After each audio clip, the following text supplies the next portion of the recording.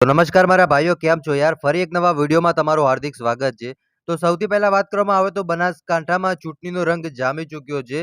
તો હવે નેતાઓ એકબીજા ઉપર આક્ષેપો કરી રહ્યા છે અને ખાસ કરીને દિયોદર ખાતે જે મીટિંગ થઈ હતી અને એમાં જ્ઞાનીબેન ઠાકોરે શંકરભાઈ ચૌધરીને વિશે શું કીધું છે એ તમને આખો વિડીયો બતાવવાનો છું, બરોબર? કારણ કે અત્યારે ચૂંટણી નજીક આવી રહી છે, તો હવે જે નેતાઓ છે તે એકબીજા ઉપર આક્ષેપો કરી રહ્યા છે અને ખાસ કરીને દિયોદરમાં જે મીટિંગ થઈ હતી તેમાં શંકરભાઈ ચૌધરી વિશે શું કીધું છે જ્ઞાનીબેને? હાલો તમને આખો લાઈવ વિડીયો બતાવવાનો છે, તો વિડીયો છેલ્લે સુધી જોતા રહેજો અને નવા આવ્યા હોય ભાઈઓ તો વિડીયોને લાઈક કરી નાખજો અને શેર કરી નાખજો તમારા ગ્રુપમાં અને વિડીયો પસંદ આવે તો લાઈક કરવાનું બિલકુલ ના ભૂલતા. હવે સૌથી પહેલા વાત કરવામાં આવે તો જ્ઞાનીબેનને લોકો સારી રીતે જાણે છે, એ તો આપણે કહેવાનું જ નથી. પરંતુ જે પ્રમાણે અત્યારે દિયોદર ખાતે મીટિંગ થઈ હતી અને ખાસ કરીને મીટિંગમાં જે જ્ઞાનીબેન છે તેમને શંકરભાઈ ચૌધરી વિશે શું કીધું છે, ચાલો સૌથી પહેલા તમને આખો વિડીયો જ બતાવી દઉં છું ને, તો ચાલો સૌથી પહેલા તમે આ વિડીયો જોઈ લો. આ છેલ્લા 10 વર્ષથી બનાસ ડેરી ને બનાસ બેંક એ એક જ વ્યક્તિના રાજકીય એક અડ્ડો બની ગયો છે.